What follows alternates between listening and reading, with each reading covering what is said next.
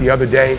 I got up the other day like at 3 o'clock in the morning, and I woke up and I was just walking around like a zombie. I was like, I'm so tired.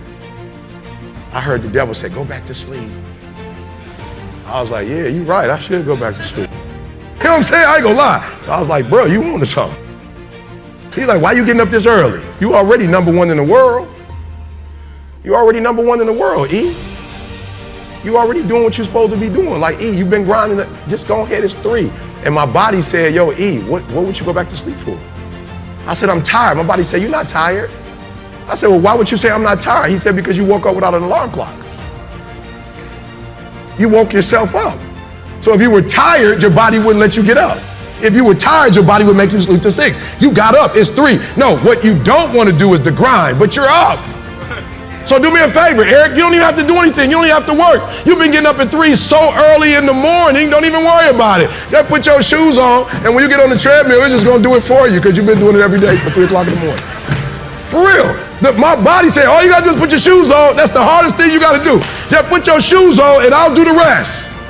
I can't put your shoes on for you, but put your shoes on and then just go. And I just went and I was walking for do the 11 incline, boy, and I was just walking for an hour and I was just like, you know what, it's almost an hour. I don't feel like running. And my body was like, don't even worry about it. We'll get to that when we get to it. I did my hour, was about to get off. My body was like, you know we run now.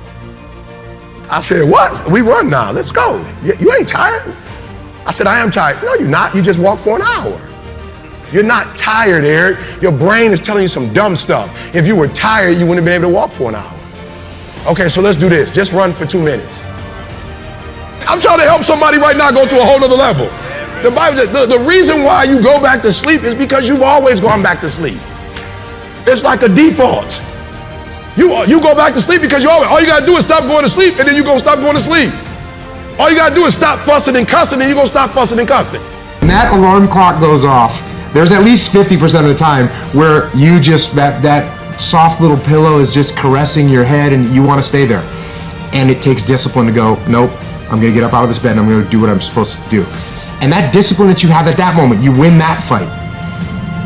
That's a big victory. And then that pattern will carry out throughout the day, because once you're up, well, now that I'm up, I might as well go work out because I'm already up and I feel good that I got up out of bed and I won that battle. Let me go win another battle. I'm gonna go get it done.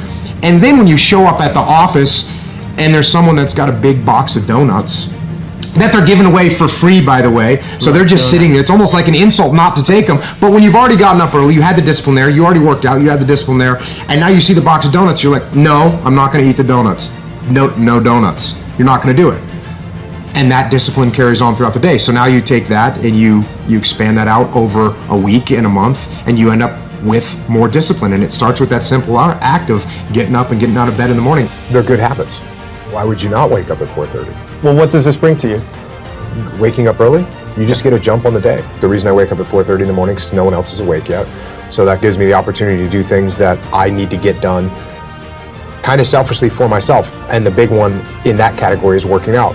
And it doesn't feel good at 4:30 when you get up, but by the time 7 o'clock rolls around and you've already worked out and you've already gotten some work done and you've got some time to say goodbye to your kids before they go to school, it's infinitely better than sleeping in until 6:45 and you get out of bed and now you missed your kids going to school or whatever. You're not prepared for the day. It's awful.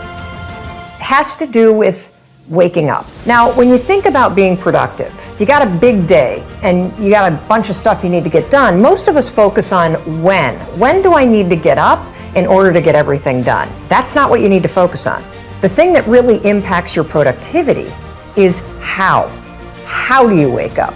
And here's the deal. If you're somebody like I used to be that hits the snooze button, that kills your productivity for at least 4 hours. Let me explain. You have to understand this. The snooze button creates a mental state, a state in your brain that is called sleep inertia. It's so bad it actually has a name. Here's what it is. When you and I go to bed, we sleep in cycles. We sleep in cycles of like 90 to 110 minutes all night long. And right before you wake up, the sleep cycles, they stop and your body goes into a wake-up mode. Okay, your brain is starting to slowly wake up so that it can start the day. When your alarm goes off, you're in wake-up mode. Your brain is now ready to do its best work. However, if the alarm goes off and you hit the snooze button, guess what you've just done? You've just made your brain go back into a sleep cycle. Your brain is now in a mode that takes about 90 to 110 minutes to complete. You just rebooted the system.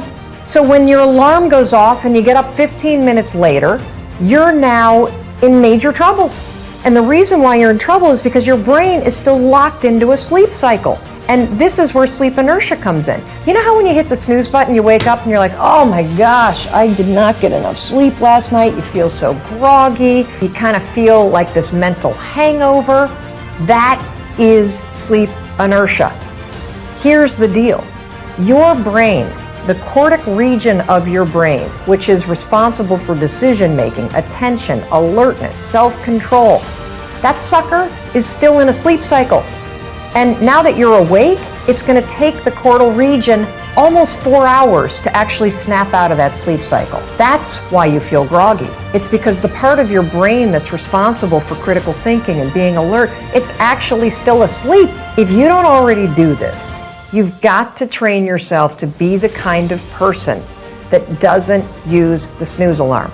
Because when you hit the snooze alarm, you're not only putting your brain in a state of sleep inertia, you are directly impacting your productivity, your alertness, and your brain processing for the first 4 hours that you're awake. That's making life harder. I'm all about making life easier. So tomorrow, when the alarm goes off, I don't care how tired you are, I don't care how much you don't want to get out of bed, I want you to remember this. I want you to remember that you've got to wake up and give your brain its best shot to do its best work.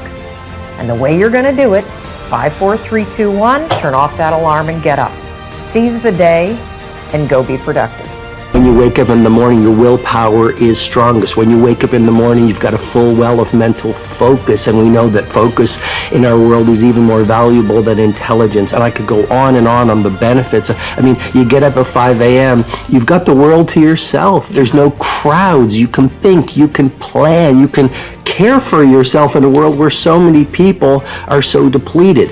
And so the 5 a.m. club really is a game changer. And then it's not just get up at 5 a.m. and, scratch your stomach or stare up at the ceiling. Or look at your phone. Or look at, especially not. I believe you can play with your phone or change the world. You don't get to do both. Yeah.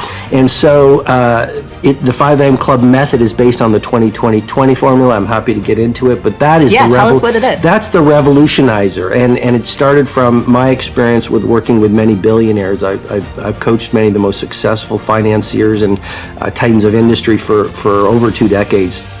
And one of the things I would run them through is the way you begin your day sets up the way you live your day.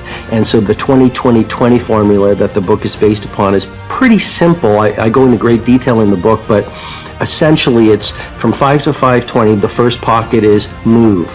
And I'm a fanatic about neuroscience, and why do you get up and move? Because you're going to release serotonin, which is going to make you feel better. You're going to release dopamine, which is the pleasure and inspirational neurotransmitter.